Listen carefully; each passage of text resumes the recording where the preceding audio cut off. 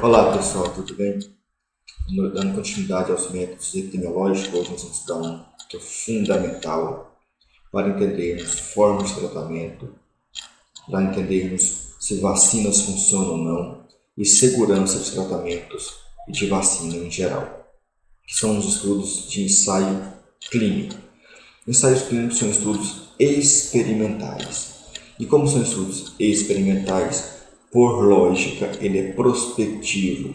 Então, eu tenho que aplicar um experimento, aplicar uma intervenção em um grupo de pessoas e acompanhar ao longo do tempo, a partir do momento daquela intervenção para frente, se vai acontecer algum desfecho, seja ele positivo ou negativo, e se vai ter efeitos colaterais ou não, de acordo com essa intervenção que eu criei. Então ele é prospectivo, certo? E ele não é observacional, ele é experimental. Então vamos lá. O desenho básico do ensaio clínico é simples. Eu pego um grupo de indivíduos. Vamos pegar aqui, por exemplo, eu pego um grupo de pessoas doentes com determinado tipo de doença. E aqui eu faço uma divisão, uma randomização, uma aleatorização. O ideal é que eu distribua esses indivíduos de forma aleatória em dois grupos. Um grupo que eu vou ministrar o placebo, o outro grupo que eu vou ministrar a droga de estudo, de interesse. Aqui são só hipóteses, tá? Então, ou seja, eu fiz uma intervenção. E aí depois eu vou observar o desfecho. Qual é o desfecho? Vou observar quem ficou doente e quem não ficou doente no grupo do placebo, quem ficou doente e quem não ficou doente no grupo que recebeu o medicamento, a droga, a vacina, a intervenção que eu estou avaliando. Por ele ser um estudo prospectivo, então o ideal é eu avaliar o que? A incidência, tá? Ou seja, a incidência no grupo que recebeu a intervenção, a incidência no grupo a incidência no grupo que não recebeu a intervenção e a incidência no grupo que recebeu a intervenção. Depois eu vou comparar essas duas incidências, tá? Para saber se a incidência foi maior no grupo de pessoas que não receberam comparado com grupos que receberam. E a partir disso nós vamos tirar nossas conclusões, calcular a eficácia e ver uma série de outras questões, sempre do ponto de vista estatístico, certo? Então, primeira coisa, critérios de inclusão para um ensaio clínico. Tentar restringir o máximo a heterogeneidade de pacientes. O ideal é que esses pacientes tenham basicamente as mesmas características parecidas, certo?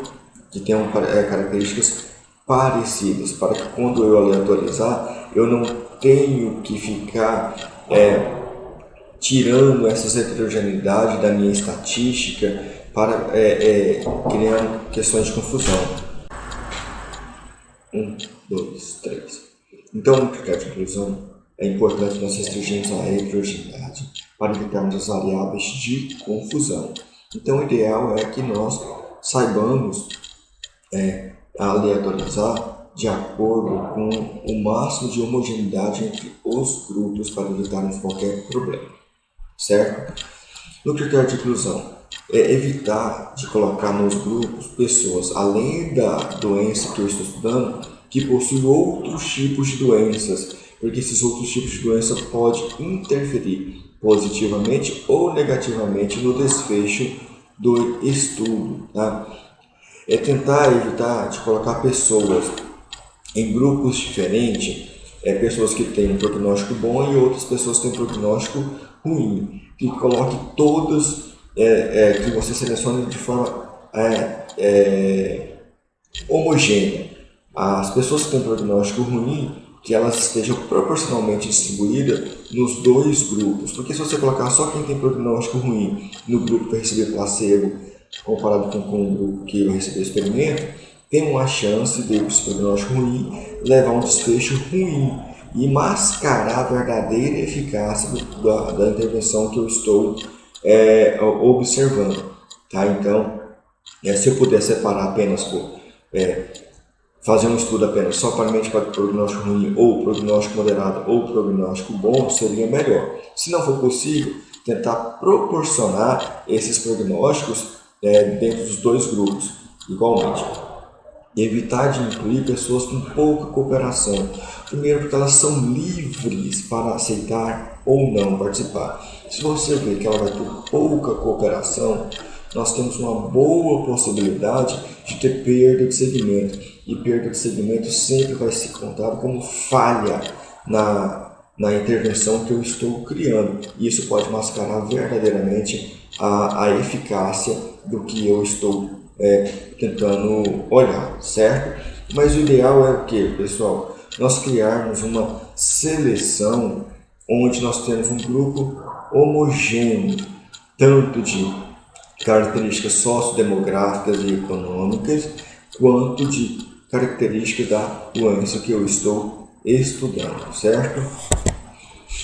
Outra questão importante que nós temos que olhar são as questões éticas. Um estudo intervencional, um estudo experimental, ele requer um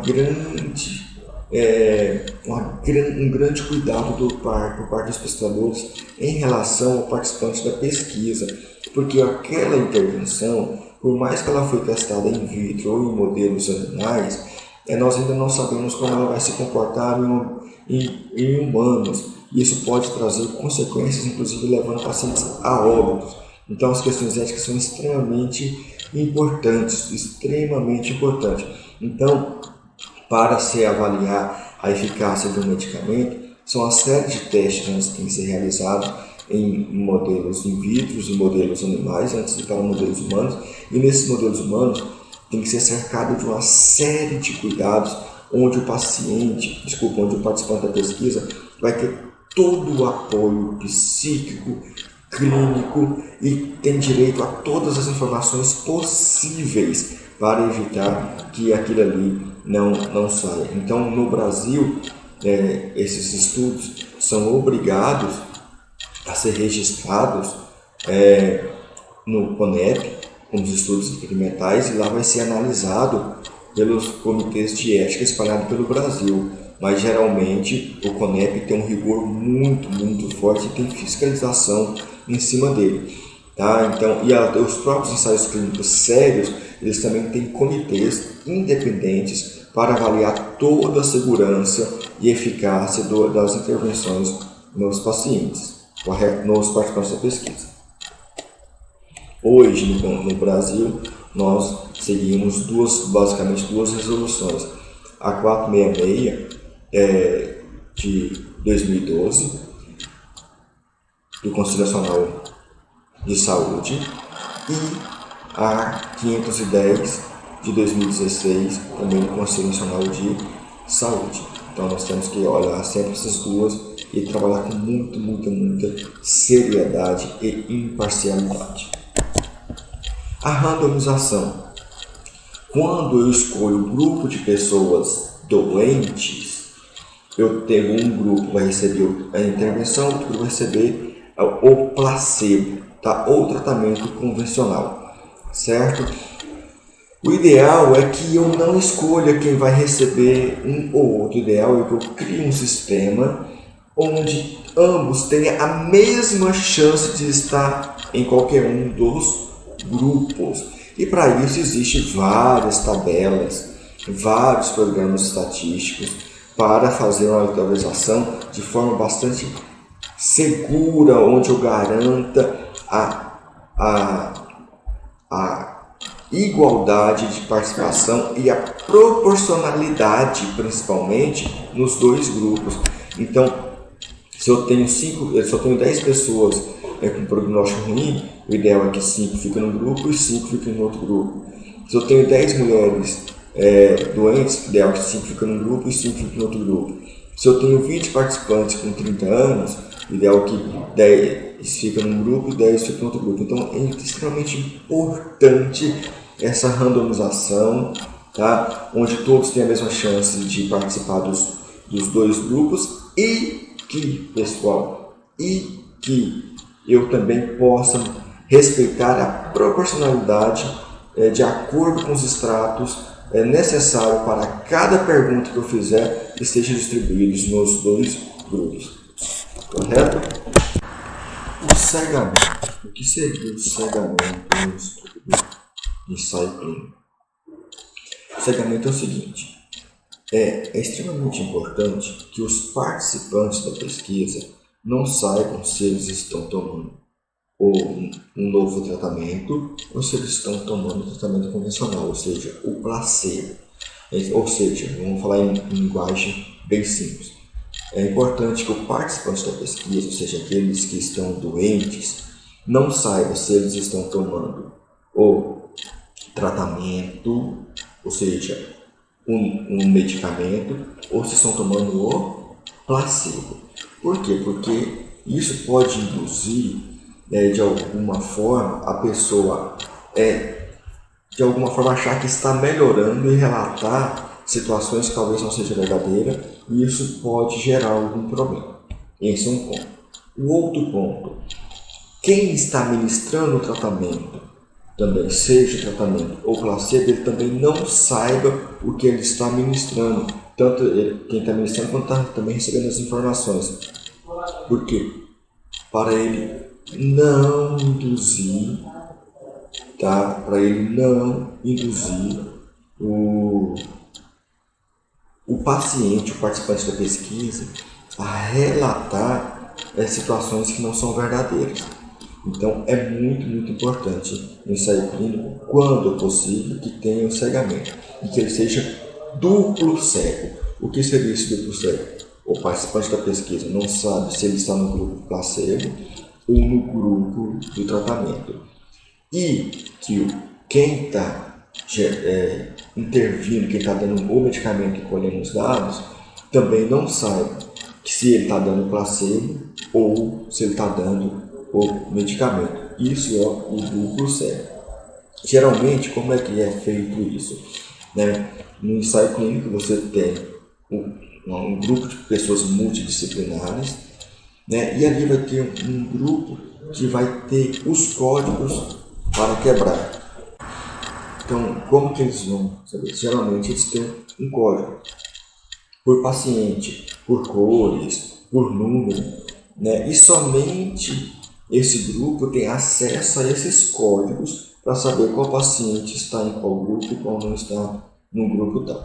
É possível fazer cegamento em todo tipo de estudo experimental?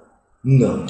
Então, por exemplo, se eu quero testar uma nova técnica cirúrgica, o cirurgião ele tem que saber o que ele está fazendo. Não tem como ele fazer um cegamento. Então, no entanto, o paciente é possível cegar o paciente. Eu faço uma pequena incisão na pele dele e sugiro ali que ali tenha sido feita uma cirurgia. Dieta. Não tem como, eu quero testar uma nova dieta. Tanto quem está administrando dieta quanto quem está recebendo a dieta sabe o que está recebendo. Então, às vezes, não é possível. E esse cegamento, às vezes, não é possível manter até o final. Por quê? Porque no decorrer da pesquisa pode aparecer efeitos adversos. Ou seja, alguma pessoa apresentou algum sintoma ou agravamento da doença. Ou apareceu alguma outra coisa. Então, é extremamente importante eu quebrar o código daquele paciente para saber se ele está no placebo ou se ele está no medicamento. Porque se ele estiver no medicamento, aí eu vou ter que analisar detalhadamente se não foi o medicamento que gerou aqueles efeitos de piora da doença ou surgimento de novos efeitos, ou se é alguma coisa externa.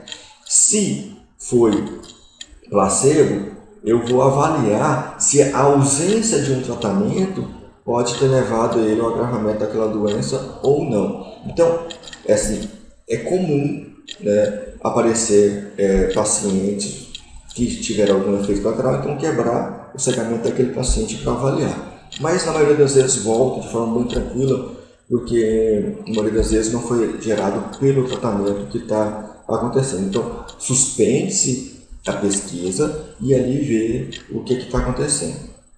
A outra coisa também que pode acontecer é o seguinte: ao longo do estudo, você percebe que um grupo está melhorando muito mais comparado com um grupo de pessoas. Então você quebra o segmento, você quebra o cegamento. Para quê?